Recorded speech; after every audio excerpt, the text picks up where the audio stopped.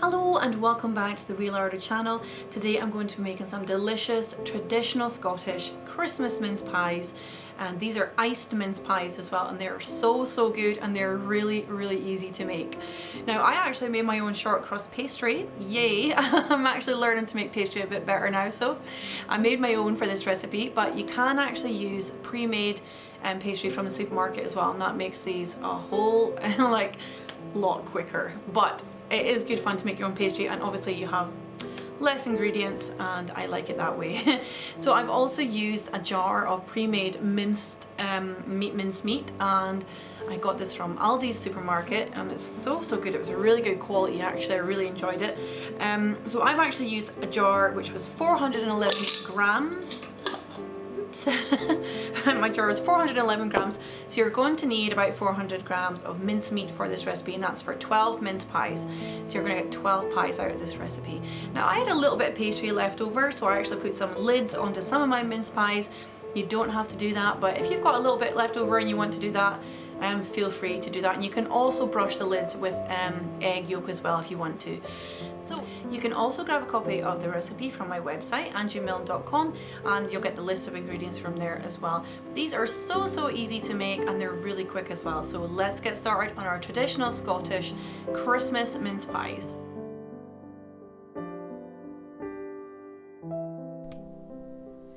So for this recipe you're going to need 200 grams of plain flour, a pinch of salt, I like to use sea salt, 100 grams of butter, and 2 tablespoons of cold water. And for the topping of your mince pies, and the filling as well, you're going to need ice and sugar and about 400 grams of mincemeat. So it's just an approximate amount of mincemeat. A large jar should be enough for about 12 pies. And you can also double the pastry ingredients as well. So the flour and butter and water can be doubled if you need more mince pies as well.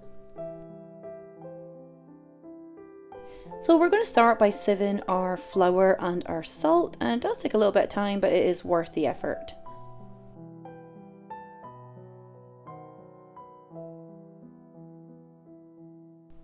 So you just want to make sure that you've got all the lumps out of your flour, and then we're going to add in our butter.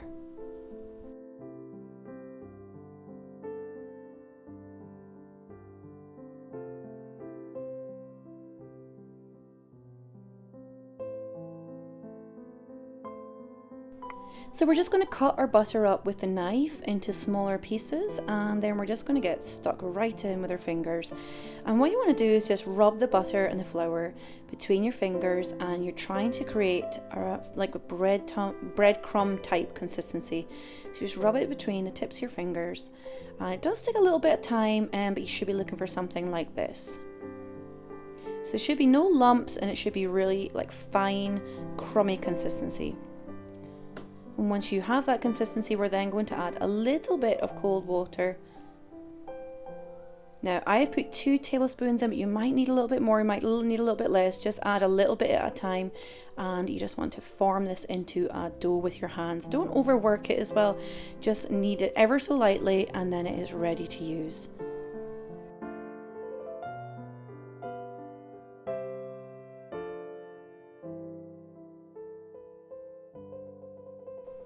So we're going to grease our cupcake tray. I'm actually using a muffin tray here, but a cupcake tin would be slightly better because this was actually quite deep for my mince pie. So if you have a cupcake tray, then by all means use that.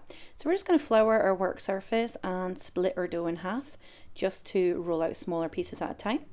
We're just going to roll that out fairly flat and quite thin as well, not too thin. You can kind of get an idea of the consistency here in the video, and we're just going to cut out large rounds out of our dough and place those into our tray. So we're just going to pop those in there like little cups, and that's going to contain our mincemeat. Now you can actually make your own mincemeat as well. It is something that traditionally people would have done, and there are loads of traditional Scottish recipes for doing that. Something I might share in the future. So you're just going to fill your pies up with the mincemeat, and just put in a little bit at a time, and just make sure you get enough mincemeat in each one and fill your 12. So this large jar did almost exactly 12 pies for me. If your tray or pies are a little bit bigger, you might need a little bit more mincemeat. So you're kind of filling them up to almost the top, because it does tend to bubble a little bit in the oven, so you don't want it spilling too much over the pastry. Now these are a bit rustic looking, so believe me, they don't have to be perfect. I certainly am not a perfectionist when it comes to baking. I just like the end result. So I've got a little bit of spare pastry here, so I'm actually just making some lids for some of my mince pies, because it's quite nice to have some lids on some of them, just to create a bit of variety. You can also use a puff pastry as well, and if you're doing lidded mince pies with a puff pastry, it works out really nice because they puff up. You can sprinkle some sugar over the top as well. Because I've got a little bit spare, I'm just popping it on here, and I am making some holes in the lidded ones just so that any hot steam can come out in the cooking.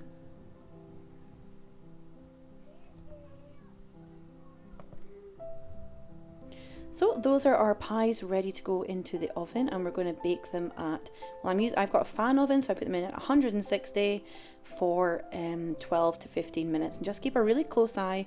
You just want to bake that pastry.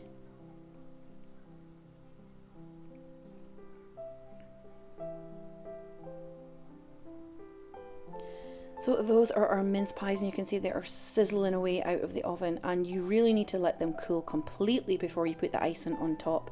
So I've let them cool. It took about an hour or so, and I'm just sieving some icing sugar into the bowl here. There's no specific measurement for this. I'm just putting in probably about a cupful of icing sugar, and I'm just sieving it into the bowl to get all the lumps out, because my icing sugar tends to get lumpy the older or the longer it's in the cupboard. So we're just going to add a small amount of water into the icing sugar, like really just a couple of drops at a time, and then mix it through with a sieve just to create a paste to put on top.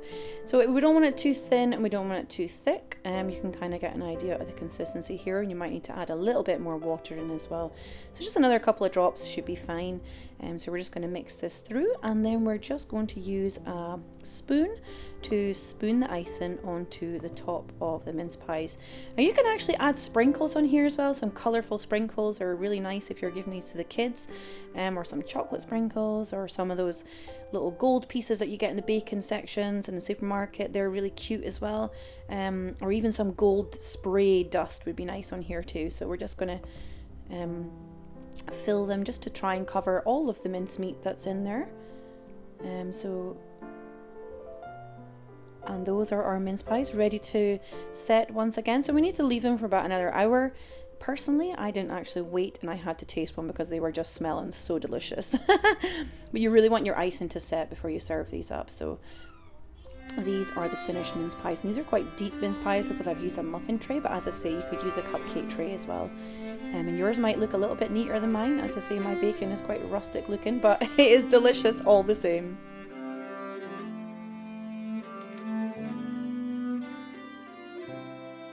So thanks for watching. I hope you enjoyed making your own traditional Scottish Christmas mince pies. As I said before, they are so easy to make, and the kids in my house absolutely love these. We especially love the iced ones. They are so delicious. If you did take a photo of your traditional Scottish mince pies, please feel free to tag me and I'll share it on my Instagram stories. And I love to see your foodie creations as well. And I love to see you cooking up all these delicious Scottish foods. So I will definitely share it over there if you tag me. If you enjoyed this video, please feel free to click subscribe and the little bell next to it, and that'll notify you of my future videos coming out, and I will hopefully see you all again soon. So take care, lots of love, bye!